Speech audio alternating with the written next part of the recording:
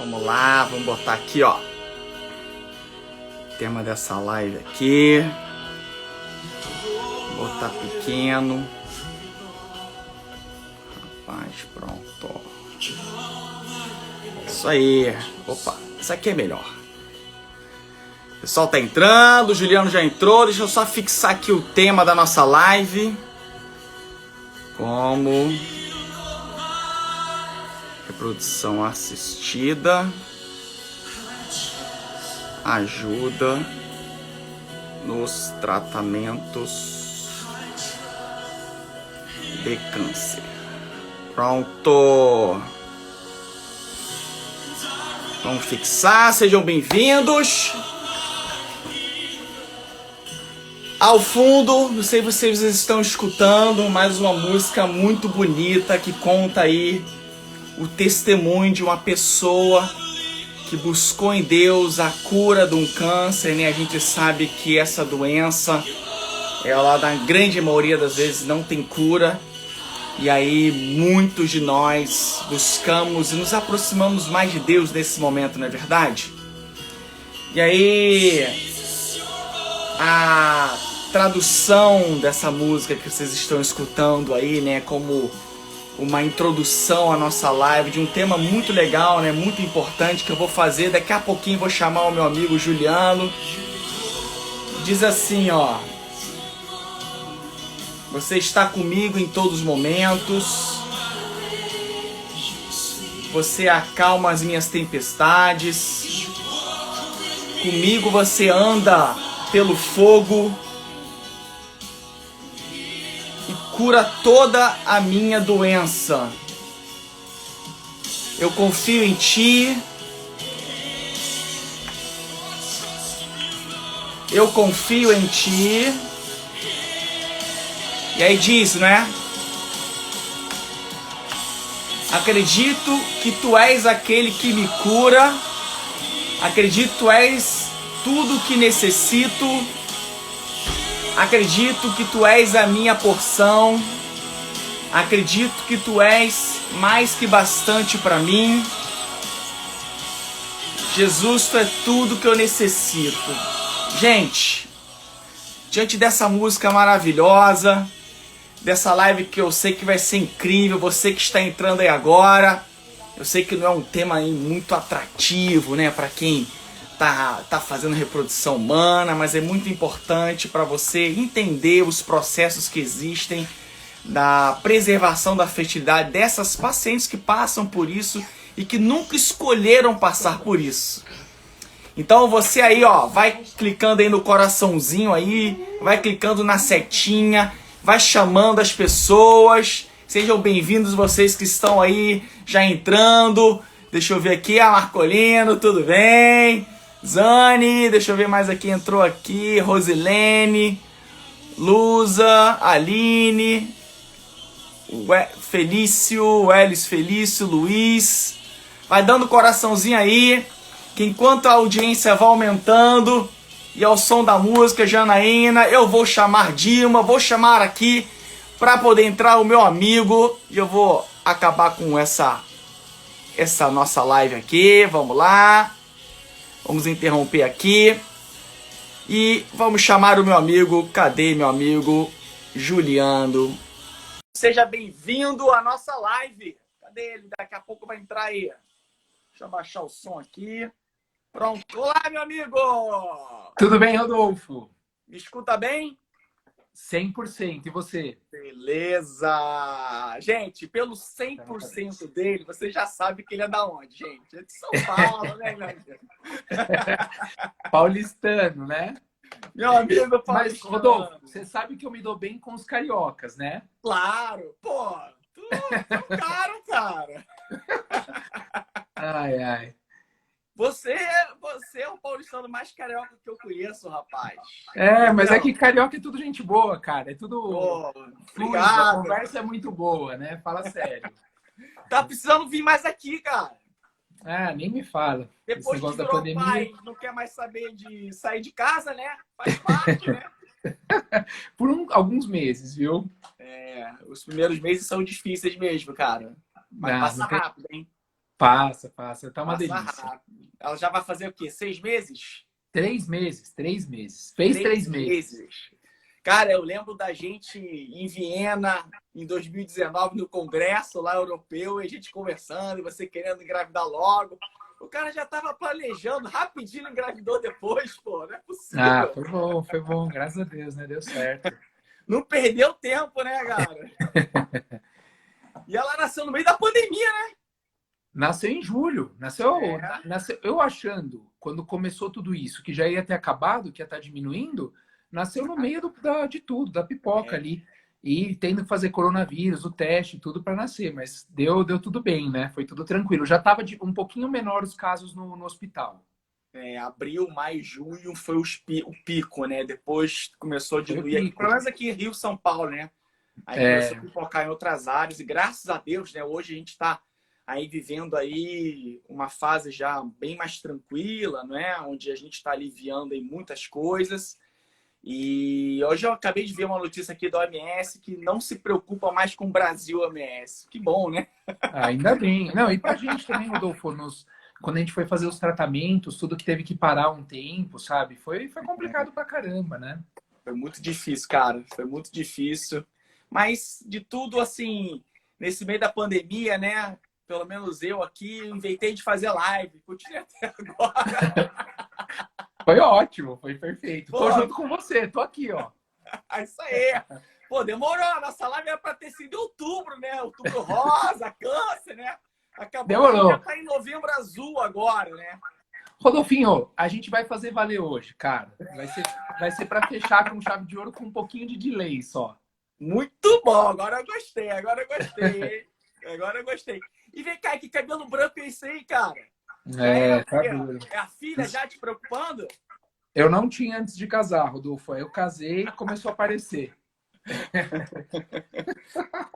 Gente, vocês já perceberam que o Juliano a gente é muito amigo, a gente se gosta muito, né? À toa que a gente está fazendo essa live. Então, Juliano, as pessoas me conhecem, mas talvez não conheçam você. Se apresenta aí, meu amigo. Bom, eu sou ginecologista obstetra, assim como o Rodolfo. Eu também trabalho na área de reprodução humana. Eu acredito que a gente é contemporâneo, né, Rodolfo? É da mesma idade, mais ou menos. Então, É, eu já trabalho desde 2011 com reprodução humana. E dentro da reprodução humana, eu despertei uma paixão, assim, um interesse maior por pacientes que tiveram um diagnóstico com câncer e que a gente consegue, talvez, oferecer esses tratamentos de preservação de fertilidade, então usar tecnologias de reprodução assistida para poder oferecer uma chance futura de gravidez para essas pessoas, né? E esse interesse despertou na residência. Eu ainda não era especialista em reprodução, eu ainda estava fazendo ginecologia e obstetrícia.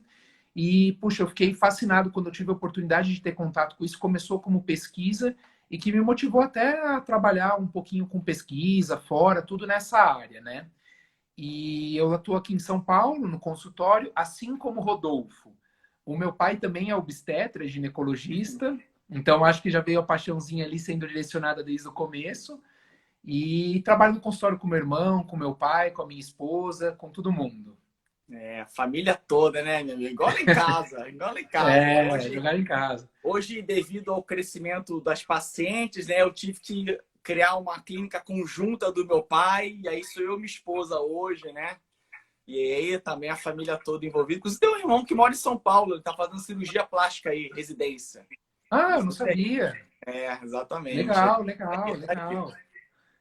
Mas, Show meu de amigo, bola.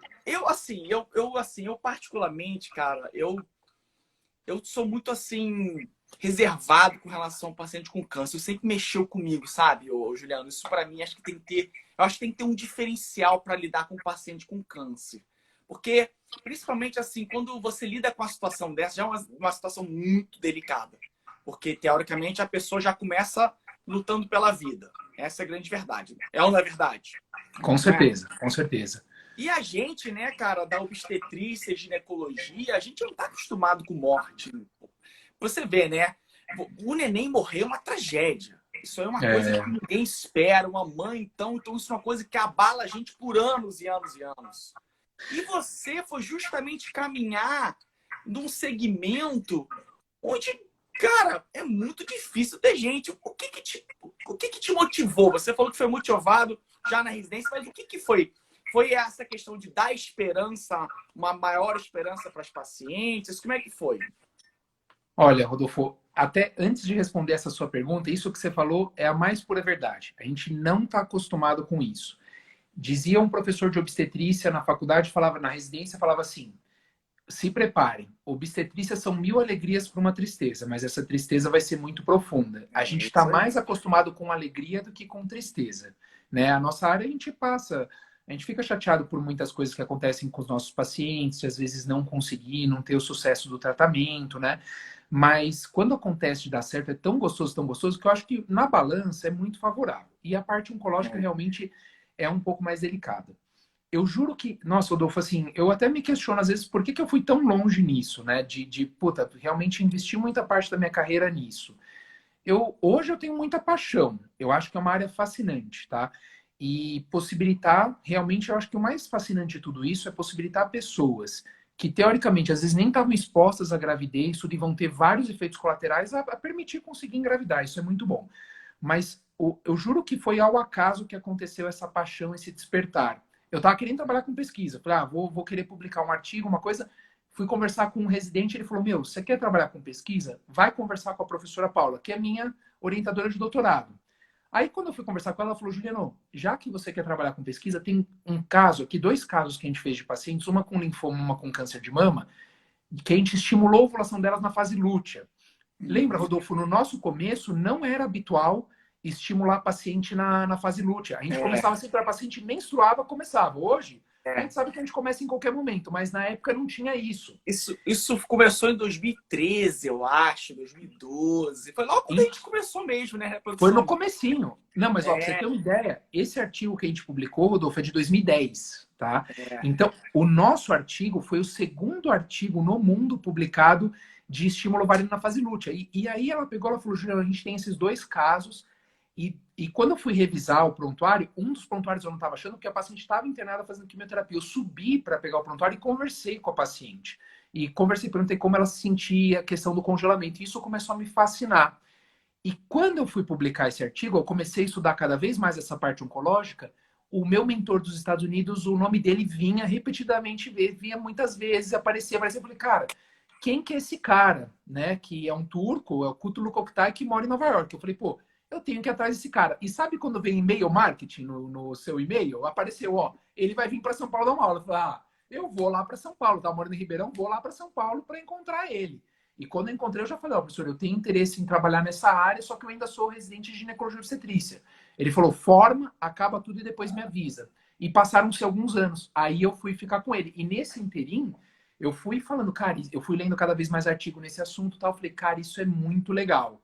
E aí, trabalhando com ele, Rodolfo, o volume dele, né, o número de pacientes que ele tem, é muito maior oncológica do que pacientes de reprodução. Aí que, poxa, o negócio foi despertando cada vez mais.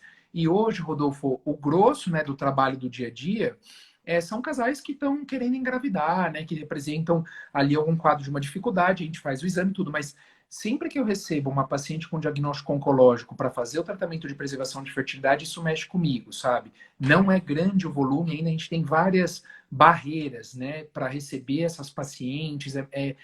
O, é multidisciplinar, né? Tem que ser um oncologista, tem que a paciente também ter um livre acesso. Eu tenho alguns colegas oncologistas que já mandam o paciente, mas ainda tá uma coisa, eu juro, eu vejo assim como se a gente tivesse 10 anos atrasados em relação aos Estados Unidos, sabe? É, Mas possibilitar, e eu já tenho paciente que engravidou de embriãozinho que congelou antes de quimioterapia, então isso aí você sabe como é, Rodolfo.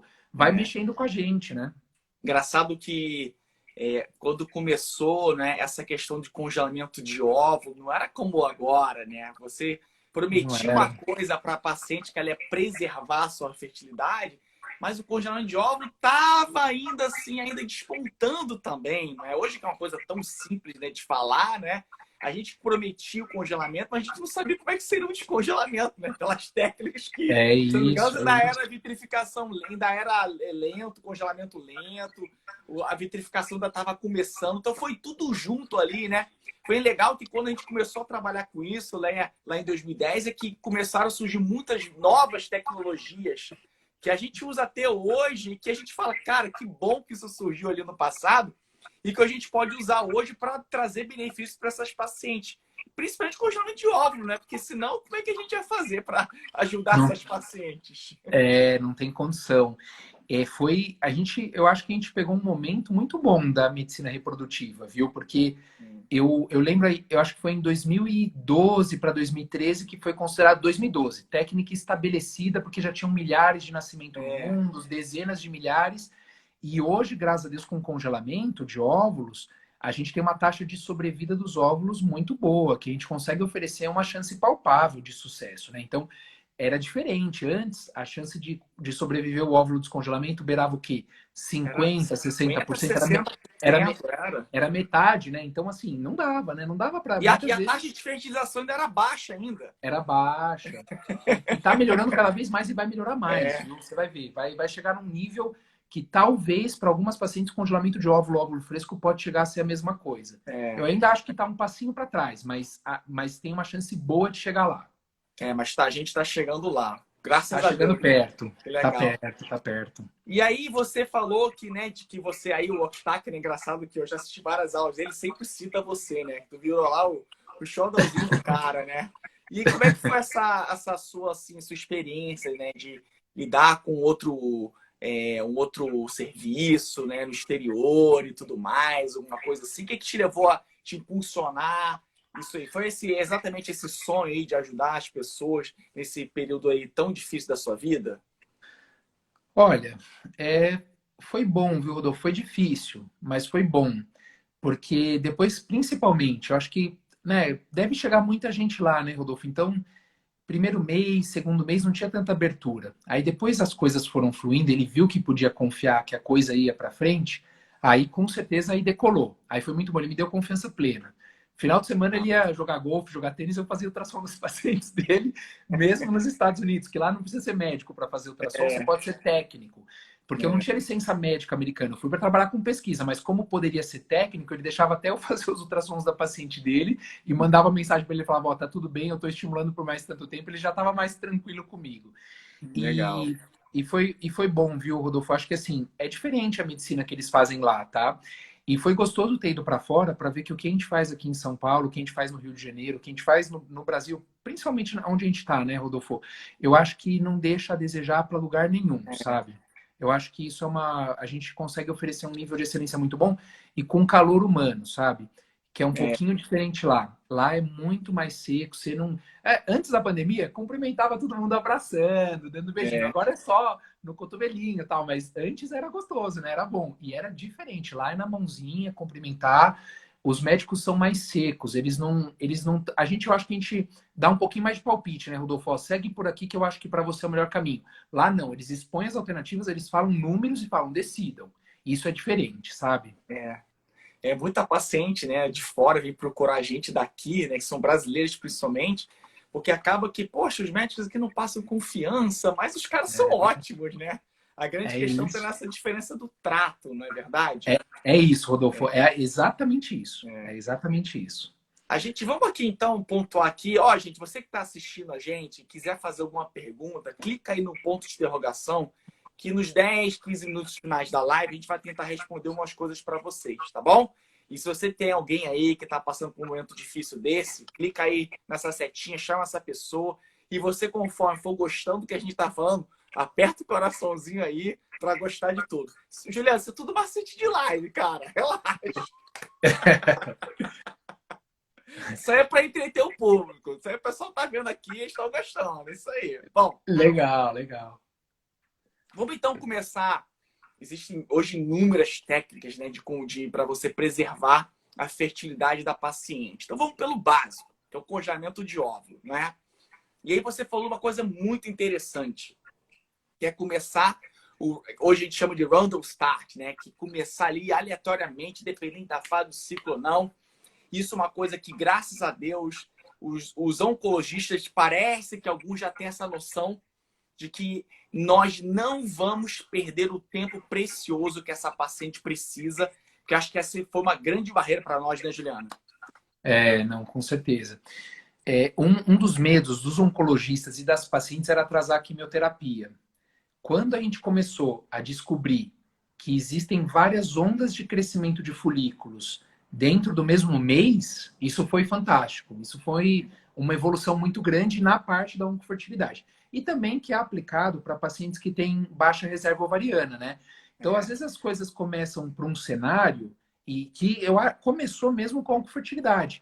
E aí pessoas falaram, peraí, será que isso aqui não muda também para paciente que tem menos óvulo? Não vale a pena, de repente, pegar uma segunda onda, ver pós-ovulação e começar a estimular? E aí começa a ter aplicações diversas, né? Mas isso mudou drasticamente. Esperar a paciente ter o fluxo menstrual para começar a estimular e coletar óvulo, às vezes atrasava tanto a químio que tornava o tratamento inaceitável. E é isso, né, Rodolfo? Foi muito recente, é de 2010 para cá, então são 10 anos. Então, às vezes aquele oncologista que já está mais acostumado com falar, não, não dava, ele não entende que hoje a coisa já é mais dinâmica, né? Essas são as barreiras que a gente tem que vencer para conseguir. Mas hoje, Rodolfo, eu imagino que você já deva ter feito bastante tratamento de paciente oncológica também, né? Hoje a gente consegue em 12, 14 dias, 2 semanas, a gente libera a paciente para quimioterapia, tranquilamente, né? Não, e os resultados são fantásticos, essa é a grande questão, né? Não é uma estimulação assim, não sei, não, uma estimulação que você toca o barco e vai bem, graças a Deus, né? E vai bem, vai bem. Uma coisa Vamos lembrar que a maioria, Rodolfo, tem reserva ovariana normal, né? Tem condições. Ela vai fazer o tratamento não por um quadro de uma infertilidade ou por uma redução de óvulos, ela vai fazer porque futuramente ela vai estar. Então, é o que você falou, você toca, às vezes vai super bem o ciclo, né? Congela bastante óvulo e funciona muito bem. E são pacientes jovens, geralmente, né? Com entre uma faixa de 25 a 35 anos, podendo pegar um pouquinho a mais, mas geralmente elas são abaixo de 40 anos, porque essas é que procuram a preservação da fertilidade. Uma paciente acima de 40, talvez já tenha sua prole constituída, talvez não tenha mais interesse. Tem, às vezes, né? Isso, claro que a gente não está aqui fazendo a objeção de anuidade, mas a grande maioria jovem tem uma reserva boa, tem uma qualidade de óvulo. E eu acho que isso, Juliano, que mudou muito a cabeça dos oncologistas. Porque a paciente começava o tratamento, o cara, não, vamos embora começar a fazer quimioterapia, rádio, fazer cirurgia, não sei o que. Daqui a pouco a paciente, aí, doutor, tô livre? Tá, você tá linda, você tá viva. Tá, mas agora eu quero ter filho, como é que eu faço? Aí o cara, quê? Você quer o quê? Sério que você tá perguntando isso? Mas eu soube a sua vida. Tá, beleza, doutor, mas e agora? O que eu faço? Mas, ó, Rodolfo, eu vou te falar uma coisa. Isso aí é muito legal, ó. Eu achei um artigo, Rodolfo, tem uma aula que às vezes eu dou, que é de uso de agonista, de análogo, tal. E é um remédio que a gente dá, então, para paciente durante a quimioterapia para tentar preservar a fertilidade, mas é muito controverso, né? Eu, particularmente, eu sou até enviesado, eu sou muito... Eu não sou a melhor pessoa para falar desse medicamento, porque eu não acredito muito nisso, mas ok. E aí o que acontece, Rodolfo? Eu achei um artigo, se eu não me engano, que é publicado de 78, tá? 78? Num jornal, Caraca. 78, oncológico, jornal oncológico, onde um editor da revista científica, ele coloca assim, o tratamento oncológico, o preço da cura é a castração química. É a paciente ou o paciente não conseguir engravidar depois. É o preço da cura. Ele coloca price of cure. Então, você fala, caramba, era essa visão que eles tinham antigamente dos tratamentos oncológicos. E esse é o primeiro artigo que ele coloca, olha, a gente tem que ficar de olho em técnicas para talvez proteger essas pessoas. Pensa, Rodolfo, 78, a Louise Brown não tinha nem nascido, ela nasceu em 78, né? Então estava engatinhando a coisa. E aí, nesse artigo editorial, ele colocava, a gente tem que tentar descobrir maneiras de proteger a fertilidade dessas pacientes. Então ele já colocava, mesmo antes de saber se a fertilização in vitro ia vingar, o que ia acontecer, que talvez poderia. E olha que interessante, nesse mesmo artigo editorial ele fala, olha, crianças, quando fazem quimioterapia, depois da químio, as crianças voltam a menstruar.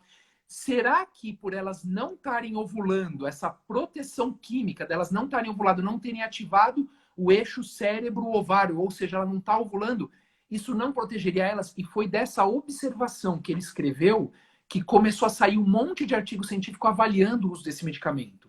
Que, olha, Rodolfo, tem um impacto violento na reserva ovariana. A quimioterapia, dependendo da quimio que faz, às vezes você tem 90% de risco de menopausa, de falência ovariana. Então, assim, é uma coisa muito importante. mas você vê que era considerado o preço da cura. Por isso que a gente está numa mudança de paradigma, né? Eu acho que os oncologistas, a nova geração, Rodolfo, já sabe que realmente tem que pensar nas pacientes de maneira holística. Hoje, graças a Deus, os tratamentos oncológicos, dependendo do tipo de câncer, tem taxa de sobrevida de 98, 99% em 5 anos. Putz, o paciente vai sobreviver. E dependendo do tratamento, ela vai querer ter filho. A gente tem que possibilitar isso para ela. Então, isso é muito bacana. Eu acho que está sendo tá vindo com o tempo, algumas pessoas respondem um pouco mais rápido, outras um pouquinho mais devagar, mas eu acho que é uma mudança que futuramente, Rodolfo, a gente não vai estar mais discutindo disso, tem que encaminhar, não. O que a gente vai fazer de melhor? Todas vão ser encaminhadas, todas vão fazer o tratamento e vão congelar óvulo, e não vai ter dúvida em relação ao benefício disso. Eu acho que isso aí vai ser o prêmio máximo para a gente, né? E também para paciente, para conseguir manter a sua vida ativa, né? Porque eu acho que isso foi tudo junto, né, Juliano? Porque conforme as pacientes iam sobrevivendo mais, as necessidades posteriores e também iam surgindo na mesma proporção. Então, Não, com os caras eles certeza. ficavam assim, sem falar para paciente. Então, acho que foi tudo caminhando junto. E eu acho que daqui a 10 anos, cara, a gente vai estar numa outra live falando de coisas assim, completamente diferentes. E acho que a gente vai estar assim, cara, como que a gente discutiu isso há 10 anos atrás? Tipo, isso aí é óbvio, na verdade. É isso, eu acredito, eu torço para que seja assim. Eu acredito nisso. Tomara. Por isso que a gente tem que continuar trabalhando e pessoas como você sendo levantadas para pesquisa e tudo mais, porque eu confesso, né? Porque, sei lá, você acha que é um em cada 50, cada 100 da nossa área. Tô até que tu é chamado para tudo qualquer congresso para falar disso. O pior é que é, o pior é que é verdade.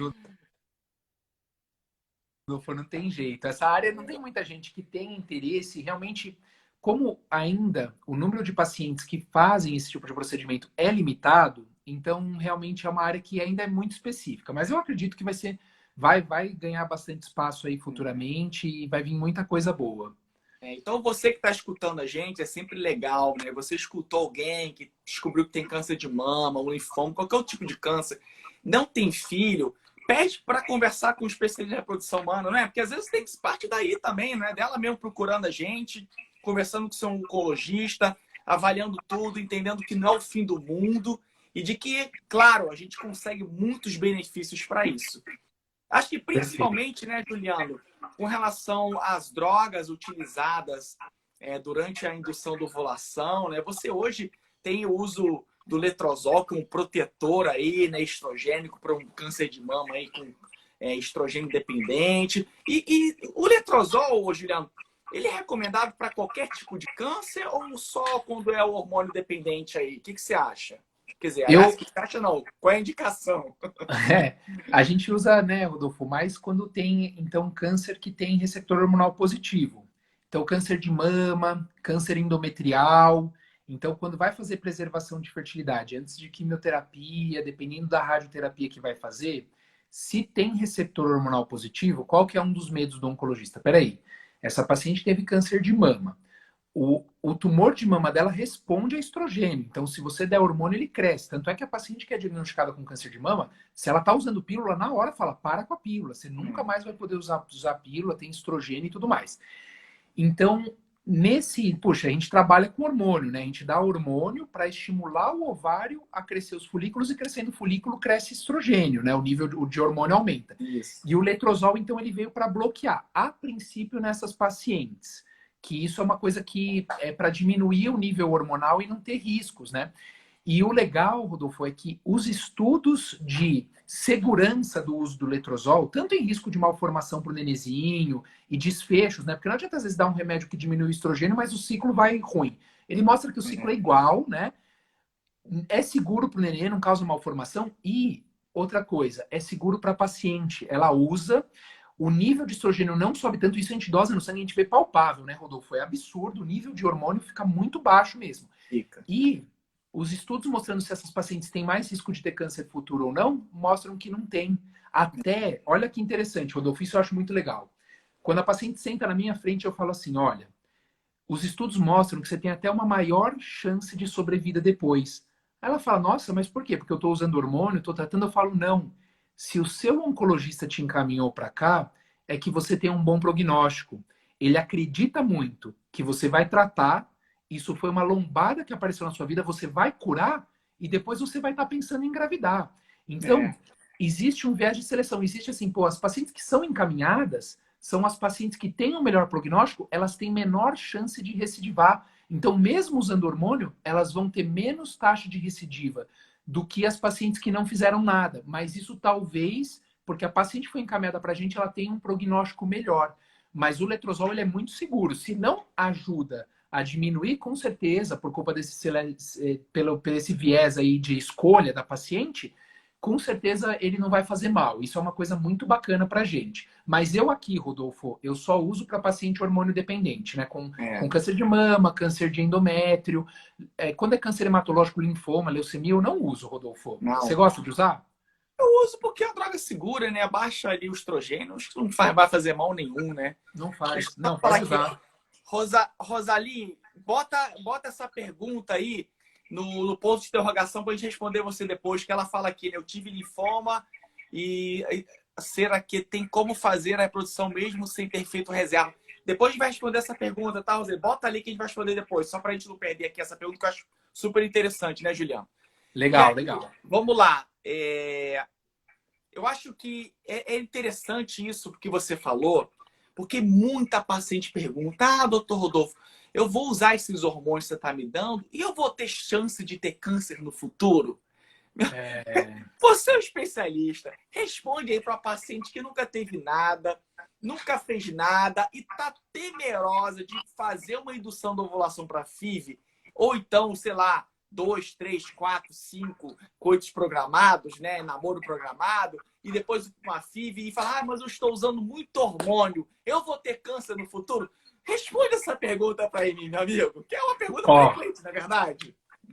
é uma pergunta frequente e realmente isso é meio frequente mesmo, né, Rodolfo? Tipo, Muito. uma vez a cada, por semana, no mínimo, a gente escuta isso, até mais, talvez, né? Principalmente em pessoas, em mulheres mais velhas, né? Acima de 35, 40 anos. Isso é recorrente. Ou às vezes quem já tem na família, né, um É, caso, aí fica com medo, então já chama é, atenção. O que acontece? Quando a gente dá os hormônios da reprodução, né, os hormônios para fazer os folículos crescerem, eles vão causar um aumento do nível de estrogênio. Mas vamos lá, é um aumento por, assim, no comecinho não muda muito, porque ele só vai começar a produzir mais estrogênio quando os folículos crescem. E aí é lógico, vai chegar uma hora, de repente, 10 folículos, você vai ter 10 vezes mais hormônio do que você teria naturalmente, pensando num estímulo normal, sem letrozol, sem nada, né? Sem esse remedinho que a gente falou que baixa o estrogênio. Mas é um período de tempo muito curto. Depois que coleta óvulo, já cai, né? E aí, a gente, infelizmente, não tem muito como fazer um estudo assim, dá hormônio para uma, não dá para outra e ver quem tem mais risco de desenvolver câncer. Então, a gente se baseia nos estudos populacionais, né? E como é minha área de atuação, eu sempre fico meio que atento a isso. E tem levantamentos populacionais, Rodolfo, que tem centenas de milhares a milhões de pacientes que fizeram estímulo ovariano. Então, assim, tem país que tem controle de dado de registro fantástico. E eles acreditam hoje que até 6 ciclos de estímulo ovariano não causam aumento de câncer. E também são raras as pacientes que passam de 6 ciclos de estímulo ovariano, né? Estímulo mesmo, para fertilização in vitro, para coleta de óvulo, não para preparo de endométrio, né? é. Então, então teria essa questão envolvida, né? De risco de câncer. E tem outra coisa, Rodolfo. Você está conseguindo me ouvir? Está falhando? Tô escutando. É que a minha esposa está me escutando aqui na varanda e está dando eco. Então você, minha querida esposa, se está me escutando, saia da varanda, por favor. Manda um beijão Fala. para ela, Rodolfo. Então, e tem essa questão do clomifeno, Rodolfo, que tem muitos estudos que acreditam que, na verdade, não é o clomifeno, mas é a questão da mulher não ovular direito, que ela não consegue, que realmente ela tem o problema de ter mais câncer, mais risco de câncer. Então, não é o fato de você ter corrigido a ovulação dela, é o fato dela não conseguir ovular direito. Cara, isso aí é fundamental. Então, você aí que está para fazer um tratamento de reprodução assistida, tem medo de câncer, gente, doutor Juliano aí está agora desmistificando todo esse tabu. Não tem problema. Fique tranquilo. A não ser que você faça acima de 6, não é isso, Juliano? Mas que 6. 6 é uma coisa absurda, né? É muito, é muito, é muito. É Não, muita coisa. É eu muita acho que é um coisa. risco que a gente pode ficar super tranquilo, né, Rodolfo? Eu É. acho que não precisa ficar preocupado com isso. E outra coisa, né? Se a paciente está temerosa, pede os marcadores de câncer, BCR1 e 2, né? E aí você vê que se É, não tem não, dá para. problema ou não. E história, né, Rodolfo? Você conversando com a paciente, você consegue ver se tem risco ou não. Faz um ultrassom de mama antes, faz alguma, né, uma investigação antes para ficar mais tranquilo, né? Eu acho justo, né? Exatamente. Bom, então a gente chegou nessa desmistificação, né, de que os tratamentos levam ao câncer, de que é seguro para quem tem câncer, de que a sobrevida é muito boa. Hoje a gente tem aí drogas seguras, né, para usar nesse sentido, né, Juliano, e tudo mais. E aí, né, claro que com o advento disso tudo foi surgindo coisas super interessantes. E aí você também trabalha com tecido ovariano, né, Juliano? Conta pra gente, e ele travou. Acho que daqui a pouco Oi, ele eu também. voltou, ele foi. Conta pra gente aí, né? Porque eu comecei a escutar em tecido ovariano, cara, acho que também foi num congresso 2011, 2012, nessa época aí, no grupo de Israel fazendo. Cara, eu achava fantástico. Os caras pular laparoscopia, tirar o ovário da paciente, congelar e depois de implantar no peritônio, aquilo ali floresce e fica na boa. Não é verdade? É, Olha, Rodolfo, eu vou ser ousado em relação ao comentário que eu vou fazer, mas completa o que você está falando, que daí eu vou falar. não, pode falar que eu já completei. Tá, ó, eu acredito, viu, Rodolfo, que para preservação de fertilidade, em um momento futuro a gente não oferece mais congelamento de óvulo. E talvez Exatamente a isso gente aí, pegue, exatamente. a gente vai fazer o seguinte, a gente vai fazer uma biópsia do ovário e vai congelar tecido ovariano. Ainda é muito ousado falar isso, mas eu acho que a gente vai estar trabalhando ainda com reprodução humana quando isso acontecer, tá? Porque tá melhorando muito o congelamento de tecido ovariano. E o grande problema, o que é interessante do congelamento de tecido ovariano em comparação com o congelamento de óvulo? Óvulo, quando a gente faz um estímulo ovariano e coleta, a gente coleta algumas unidades, né? Ou no máximo uma dezena. Não, é muito pouco óvulo, né? Pouco assim, quando comparado com milhares de óvulos que existem no ovário. Congelar o tecido ovariano, a ideia é brilhante. Pô, em vez de congelar 10, 20 óvulos, você congela, É. sei lá, 10 mil. Porra! Achei isso, eu acho que Vai, quando eu vi isso, eu achei, caraca, é isso. Porque é isso. é, É isso. Vamos congelar o o tecido. Vamos grande congelar o problema tecido. não é tirar, né? É colocar de volta, né? Essa era a É, dúvida, não é? é colocar. Esse é o problema. Porque aí, Rodolfo, 70% dos óvulos morrem. Aí que tá o pepino. Até você coloca dentro da pelve, até vir a vascularização de novo e formar os vasos sanguíneos adequadamente, 70% dos óvulos vão morrer. E aí não tem jeito. Aí você perde e ainda a técnica está engatinhando nesse sentido para oferecer uma chance um pouquinho melhor de sucesso. Mas realmente, assim, eu fico muito feliz com as mudanças que a gente está vivendo. A gente está acompanhando isso acontecer. Até 2019, era uma técnica experimental. Em 2019, a Sociedade Americana falou: olha, congelamento de tecido ovariano para paciente oncológica não é mais experimental. A gente já tem aqui pelo menos uma centena de nenezinhos que nasceram, então já dá para essa paciente que não tem opção do que fazer, é isso. Não precisa mais fazer num protocolo de pesquisa tal. Então já pode oferecer isso em clínica, faz, porque se você tem um congelamento de tecido ovariano, um serviço que oferece isso de maneira efetiva, faça isso que você vai trazer benefício para as pacientes. Então isso foi muito legal. A Sociedade Europeia fala que é uma técnica inovativa. Ele não fala nem que é experimental, nem que é estabelecida. Ele saiu em 2020, ele fala, é uma técnica inovativa. Eu achei muito bonito essa palavra para pacientes diagnosticadas com câncer.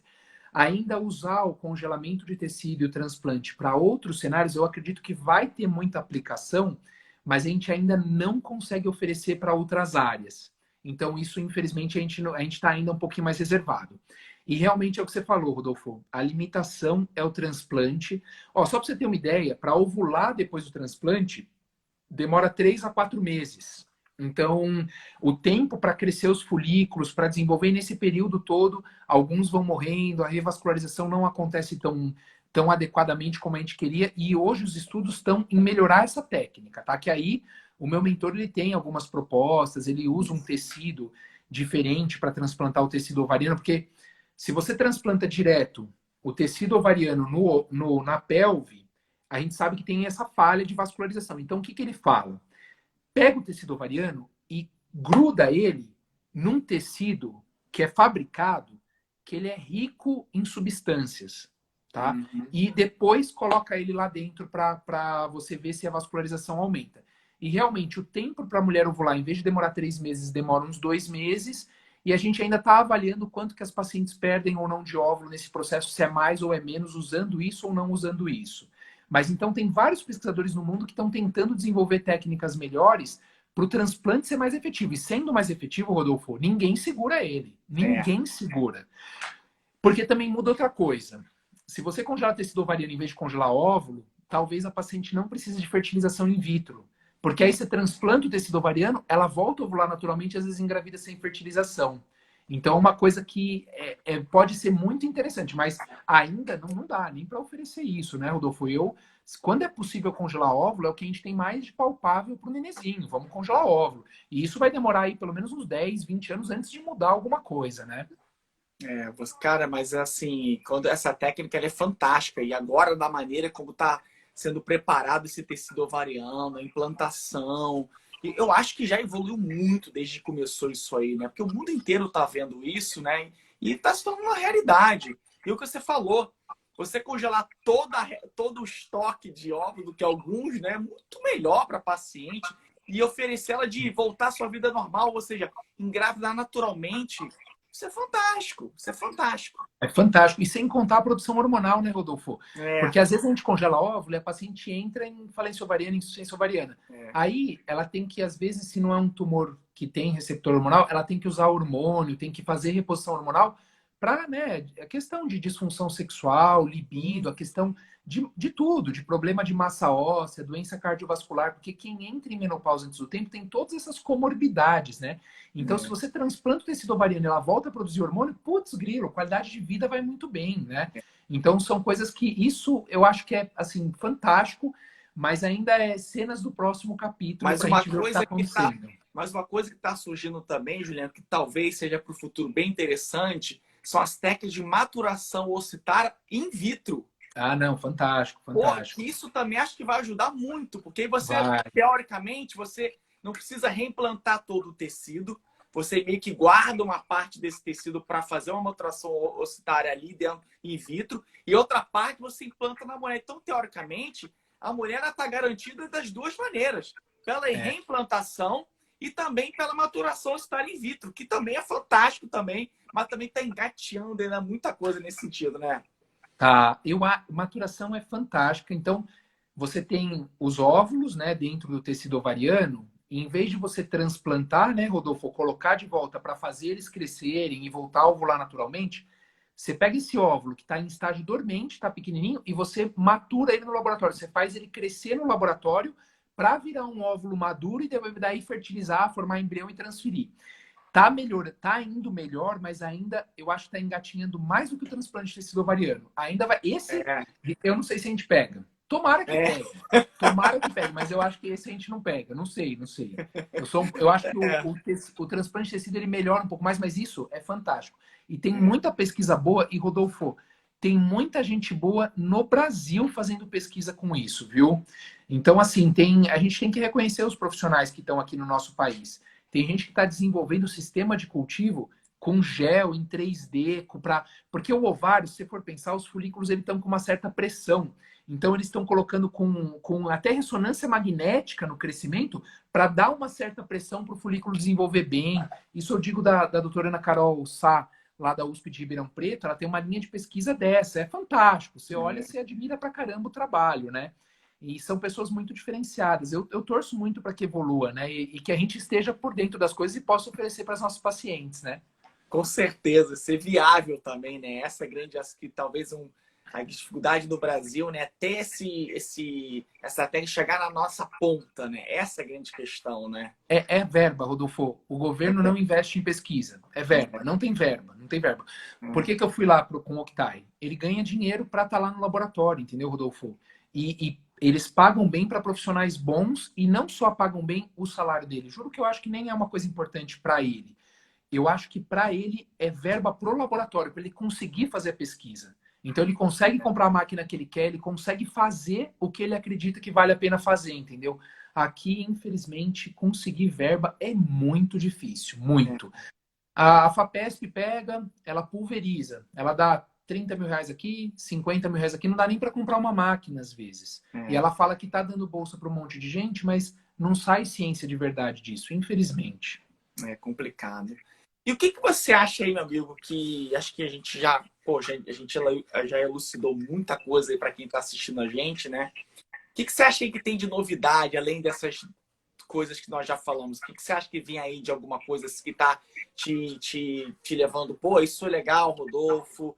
Eu acho que por isso aqui é um caminho legal. O que que você tem Ó, visto aí? olha, Rodolfo, uma coisa que eu acharia fantástica, que aí é tema de muita pesquisa e realmente muito inovativa, seriam medicamentos que você pode dar para a paciente para proteger ela contra a quimioterapia. Então, tem uma substância que ela é usada no tratamento de esclerose múltipla. Ela chama Sphingosine 1-phosphate. É S1P, o nome da substância.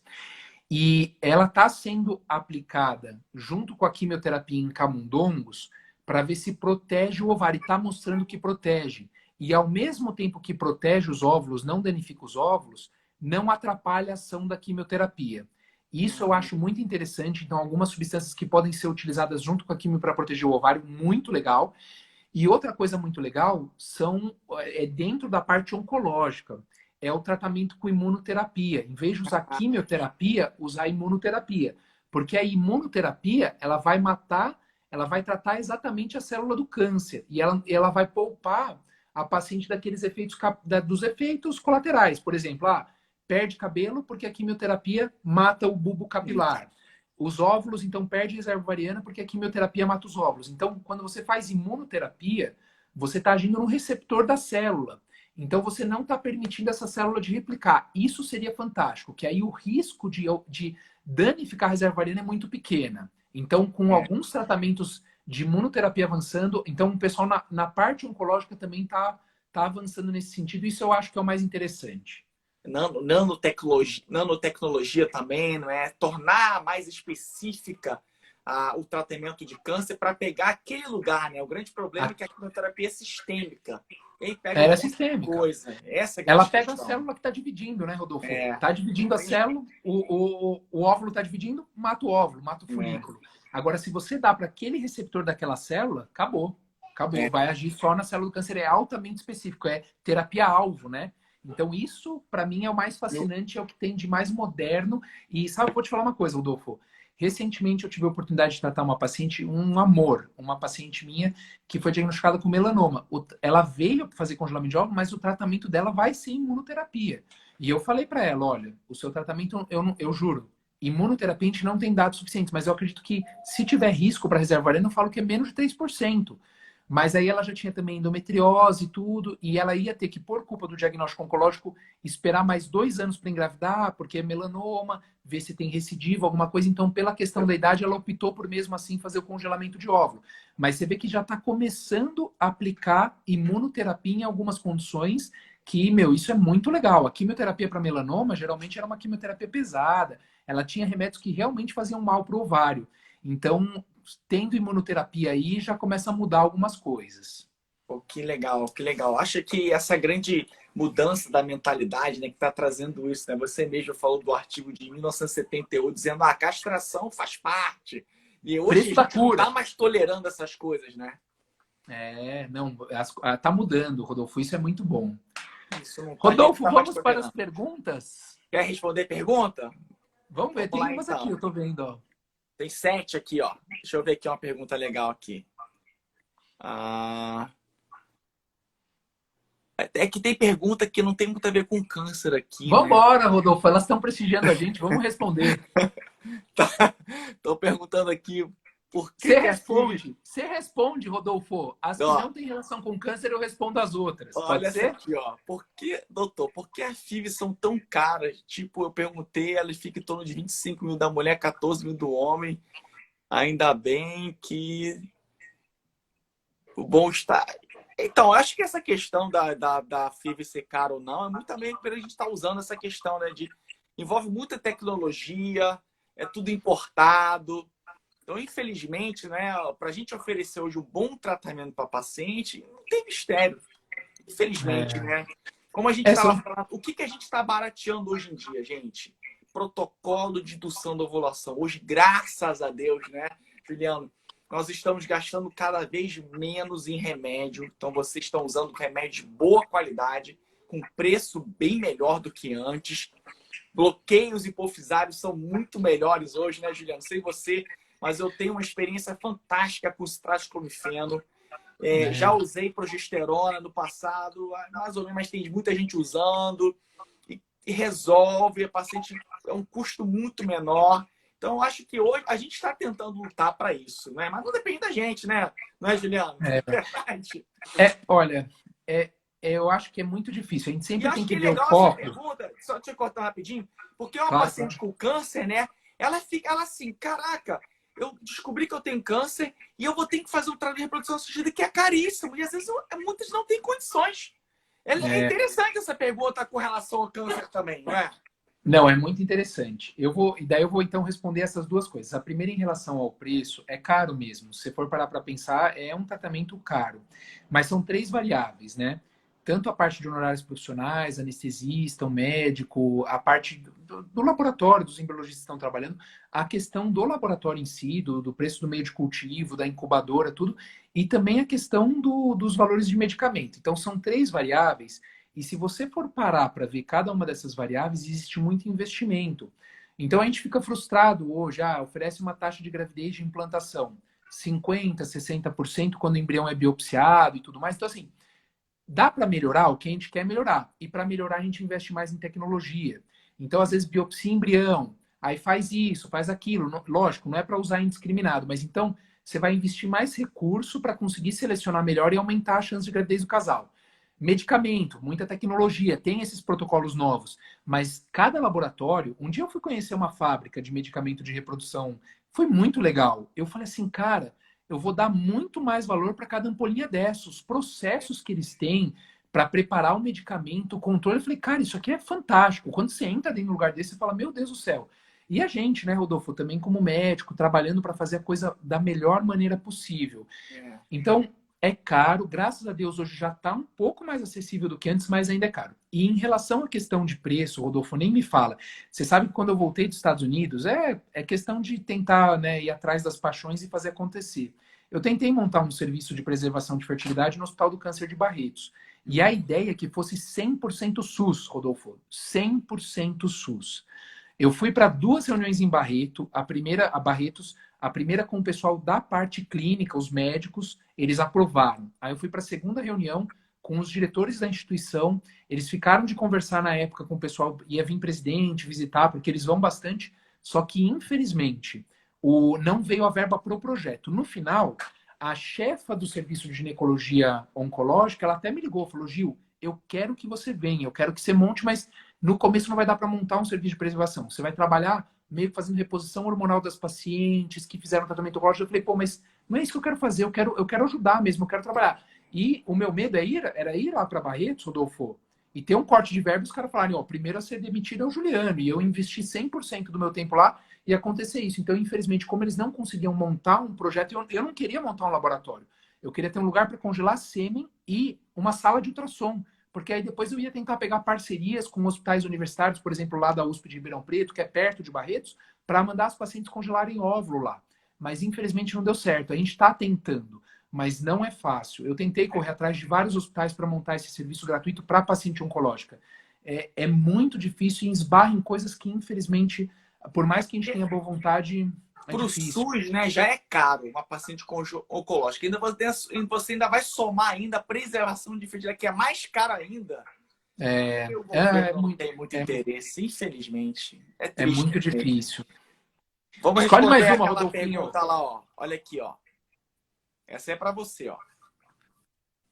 Fiz químio devido a um linfoma, porém não fiz o congelamento de óvulos. Eu posso fazer a reprodução? Então vamos lá, ó. Dependendo do tipo do linfoma, a quimioterapia ela pode ser mais pesada ou não, tá? Então, linfoma Hodgkin, geralmente a quimioterapia é mais leve, tá? Ela tem um remédio, porque a quimioterapia mais utilizada geralmente chama BVD. O ABVD, o A é a adriamicina. Ele é um medicamento de risco intermediário para a fertilidade. Mas o BVD ele é leve. Então, tem muitas mulheres que fazem quimioterapia para linfoma que depois elas conseguem engravidar até naturalmente. Eu tenho pacientes no consultório que congelaram o óvulo comigo e engravidaram natural depois. Então, a quimioterapia não é tão pesada. Se for linfoma não Hodgkin, dependendo do estadiamento do linfoma, se ele está atacando outros órgãos, né? Aí a quimioterapia pode ser mais pesada e o linfoma Hodgkin também pode ser mais pesado, depende muito de cada caso. Mas o que eu faria? Fez o tratamento, já passou 6 meses da última quimioterapia, vai num especialista em reprodução humana. Vai ver quantos óvulos você ainda tem. Tem 2 exames bacanas para fazer isso. Um é o exame de hormônio antimileriano, que você consegue contar aproximadamente quantos óvulos você tem. E o outro é o ultrassom. Então você vê hormônio e ultrassom, você entende qual é o número de óvulos que você tem e você daí consegue entender quais são suas chances de gravidez. E com certeza, se por acaso você já está tentando engravidar e não está conseguindo, faz uma avaliação tanto masculina quanto feminina, espermograma, vê tromba, vê tudo para entender o que está acontecendo. Mas entenda que por ter feito químio pode ter menos óvulo. Vale a pena especificamente avaliar a reserva ovariana. Legal, que bom. Muito maneiro, cara. Deixa eu ver aqui outra coisa aqui. Ah, olha essa pergunta aí, ó. Já existe transplante de ovário no Brasil? Já tem. Tem tecido. Ó, congelado, Rodolfo, congelado. Tecido ovariano, eu ainda não tenho 10, mas eu já tenho. Eu devo ter algo entre 5 a 10 pacientes que eu congelei tecido ovariano, tá? Aqui no Brasil. Transplante de tecido ovariano, eu não tive nenhuma paciente minha que voltou para transplantar. Eu tenho conhecimento de 2. Eu sei que o Almodin lá no Paraná fez um, de irmãs gêmeas idênticas, e eu acho que o Maurício, aqui de São Paulo, fez um também, tá? Eu não sei qual foi o desfecho, eu acredito que as pacientes não engravidaram. Eu não sei como funciona. Entendi. Então, ó, essa tecnologia a gente faz aqui, né, Juliano? A gente faz, falta caso, né? Falta essa questão toda, né? Faz bem feito. Ô, Rodolfinho, não vai fazer as considerações finais? São 9h57. Não, mas o Instagram não me derruba, cara. Ah, você tá pop. Eu sou amigo do Instagram, cara. Aí sim! Fala sério, meu. Eu não sabia que você tava tão chique. Pelo menos a live sozinho ele não me derruba. Mas eu acho que ele vai me derrubar mais não, cara. Eu só acho então vambora. Eu acho que eu sou algum tipo de, assim, de testador de algumas coisas do Instagram. Porque eu tenho um monte de coisa aqui. Mas eu falei, como é que você coloca essas imagens no Instagram? Como é que você coloca... A última live minha, eu fiz uma aula, botei lá o slide da aula. Como é que você consegue colocar isso? Como é que você faz? Então, acho que eu tenho alguma coisa aí de testar alguns recursos do Instagram aí, né? Você tá fino, hein, meu? Esse final de semana, se aparecer aqui 2009, não apareceu. Se não aparecer, a gente... Mas só pra gente finalizar a live, né? E eu vou fazer uma pergunta bem interessante agora, porque esse final de semana eu tive que responder para a sociedade essa questão, né, do pós-morte, né, da reprodução pós-morte, de casais que, infelizmente, o seu cônjuge faleceu e ele tem lá o tecido ovariano, os óvulos, os sêmen congelados e querem usar para que esse cônjuge venha engravidar no futuro, a esposa utilizando aí seu próprio útero e o homem, no caso, um útero de substituição, né? Já aconteceu alguma coisa com você nesse sentido aí, ô Juliano, dessas pacientes suas oncológicas, que alguma infelizmente veio a falecer e você teve que tomar essa decisão ou a família? Cara, Rodolfo, eu tive, infelizmente, uma paciente que faleceu que eu congelei embrião, tá? E foi uma paciente que tinha anemia plásica. E a gente fez o congelamento, ela congelou vários embriões, acho que foram 6 blastocistos, né? E aí depois ela foi fazer o transplante de medula óssea. Então, olha só, anemia plásica, hein, Rodolfo? Ela nem tinha doença oncológica, tá? E quando ela foi... apesar de não ser uma doença oncológica, o tratamento é oncológico. Ela foi fazer transplante de medula óssea. E para receber a medula óssea, ela precisou fazer quimioterapia. E a quimioterapia, para fazer o transplante de medula óssea para ela, deixa a imunidade muito baixa. Isso ela fez depois de alguns meses do congelamento de embriões. E ela teve uma complicação, ela pegou uma infecção por citomegalovírus e infelizmente faleceu. E, puxa, foi muito, muito ruim, assim, né, o que aconteceu. E eles tinham um embriãozinho congelado, tudo. Mas aí, na ocasião, o parceiro optou por descartar os embriões, já tinha passado o tempo de congelamento, aí ele descartou. Então, eu só vivi esse cenário uma vez, mas eu não vivi o pós de reprodução pós-morte, do casal, então, ter material congelado e querer utilizar apesar da morte. Então, teve a morte e o marido, o parceiro, resolveu não transferir esses embriões, não usar útero de substituição, nada. Eu já tive um caso de uma paciente com câncer de ovário e era um câncer inicial, acabou que a gente achou que ia ser um bom prognóstico, até que ela foi estimulada, congelamos óvulos, mas infelizmente depois de uns 2 anos teve uma outra complicação e ela veio a falecer também, acabou que o marido também não utilizou os óvulos dela, descartou os óvulos dela, mas é muito triste quando isso acontece, né? Porque a É gente muito luta, luta, triste. luta, né? E acontece isso. E uma vez já aconteceu de uma família meio que disputa por um sêmen congelado. Olha que interessante. O homem congelou seu sêmen e morreu de acidente. E aí ele não deixou a consentimento claro de que poderia usar, só que ele era casado. E aí você tem a esposa e a família a esposa e a família da esposa querendo utilizar esse sêmen. Aliás, desculpa, a esposa e a família dele querendo utilizar esse sêmen. Só que a família da esposa não querendo. Porque tava assim, mas você vai se prender alguém que já morreu, que não sei o quê. Cara, isso deu uma confusão judicial. Eu nem sei como É, terminou, porque eles foram na clínica, a gente conversou, mas eu não sei o que aconteceu, cara. Mas é bem complicado essa situação, que a gente tem que estar preparado, né, para lidar nesse tipo de assunto, seja de pacientes oncológicos ou não, né? sabe o que eu acredito, Rodolfo? A gente, nesse Ah lá, momento. Juliano, o Instagram não me derruba, cara. Você já tava metido assim. Você tem um chorinho, viu, Rodolfo? Você tem alguma coisa com eles, cara. Mas a gente vai terminar a live já já. Fica tranquilo que eu tenho filho, você também, vambora. Não, tá um prazer aqui, tá top. É um bate-papo, né, Rodolfo? É, E, ó, eu, nesse caso, Rodolfo, o que que eu acredito, eu imagino que você também acredite isso. Eu acho que, em primeiro lugar, a gente tem que pensar na criança que vai ser oriunda desse tratamento, né? Então, o que que eu fico pensando? Em problemas que podem ocorrer em reprodução pós-mortem. Então, por exemplo, essa criança que nasce, pensando em instância civil, eu não estou pensando nem na questão de medicamente falando, transfere aqui e tal, porque eu juro, eu acho que nesses casos, um de mais casos nosso que é mais complicado a parte burocrática, a parte de você pensar no que é ético e que é moral, do que realmente a medicina. A medicina preparar o útero, transferir e tal, tal, tal, juro que aí eu acho que fica até em segundo plano nesses casos, né? Que você tira até mais, você vai mais fácil. Então, eu penso em primeiro lugar sempre na criança.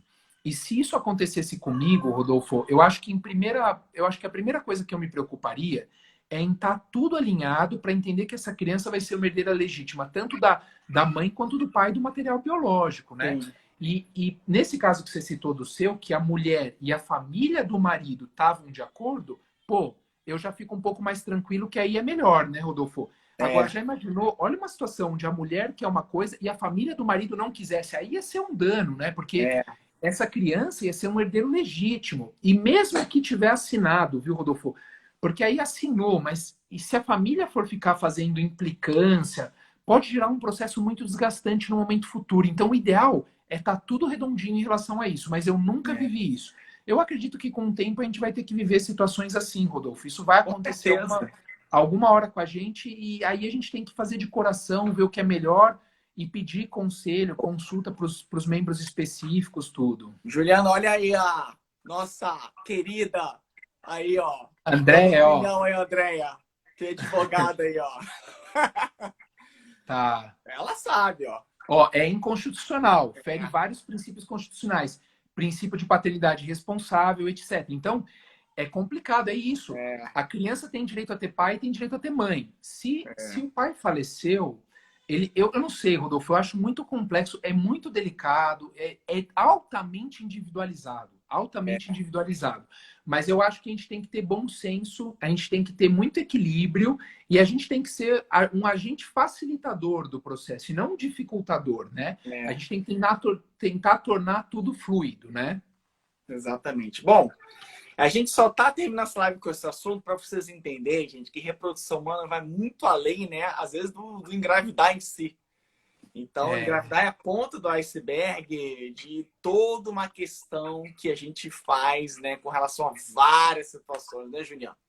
E para ter consideração final, Juliano, ele é o meu amigo, é a pessoa que eu mais indico em São Paulo. Então, você que é minha seguidora, tá morando em São Paulo, fica mandando mensagem, doutor Rodolfo, vem para São Paulo. Eu não preciso de São Paulo, porque tem médicos muito competentes, como o doutor Juliano, que eu indico de paixão. Podem nele, que ele é maravilhoso, gente. Eu falo a mesma coisa aqui para as minhas pacientes de São Paulo que vão para o Rio. Vai no Rodolfinho, vai lá que tá tudo tranquilo, tá em casa. Meu amigo, muito obrigado por essa live maravilhosa, pelos esclarecimentos. Vai ficar gravada. Então, muita gente, eu acho que vai se interessar por isso. É um tema que não é muito, assim, digamos assim, atrai muita atenção das pessoas, né? Mas ele é super importante para a vida, né? Porque, afinal, né? A gente nunca sabe o que pode acontecer no futuro. Graças a Deus, ninguém vai pegar câncer, pelo amor de Deus, né? Mas, tudo, a gente está aí para ajudar qualquer pessoa. Rodolfo, é um trabalhinho, eu acredito que é plantar a semente e vamos plantando aos poucos. Quanto mais pessoas souberem disso, às vezes a gente conversou aqui com um número de pessoas. Se elas puderem espalhar e se elas têm ciência da importância disso e o quanto isso vai representar na vida de cada pessoa, eu já considero o nosso trabalho bem feito. Não. Por isso que eu fiquei muito feliz quando você falou, 10 Gil. aqui, eu acho. Vamos fazer. A gente tem que fazer a nossa parte, Rodolfo. Independente, é um assunto que de repente vai chamar mais atenção, menos, a gente tem que falar para cada vez mais pessoas saberem. A gente está divulgando. Isso é fantástico. Porque o duro, Rodolfo, é a pessoa não ter a opção. Ela não, na verdade, não a opção, mas a falta de informação. Isso é horrível. A pessoa não ter feito porque não sabia. Se privar de informação é muito ruim. Então, eu acredito que a gente está fazendo até um papel social aqui, né, Rodolfo? Tem que fazer isso, não tem jeito, né? E como você já é mais blogger, internet. Você já é mais blogger, Rodolfo? Você é da pegada do Insta? Aí eu falei, tá fechado, meu irmão. Vamos lá que a gente faz. Vou te chamar para fazer uma live de outros temas também. Pra gente vamos lá. Tá bom? Pode contar comigo. Beijo, meu amigo. Beijão, Rodolfo, um abraço. Maravilhosas. Tô com saudade de você. Aí se a gente não se viu, não teve congresso, tudo online, foi um saco. Mas ano que vem a gente faz forra. Tá bom? Eu tô com saudades, Rodolfo. Manda um beijão para todo mundo em casa, para Bianca, para as crianças. E a gente se vê então, hein? Espero que em breve pessoalmente, não por via live, não por online.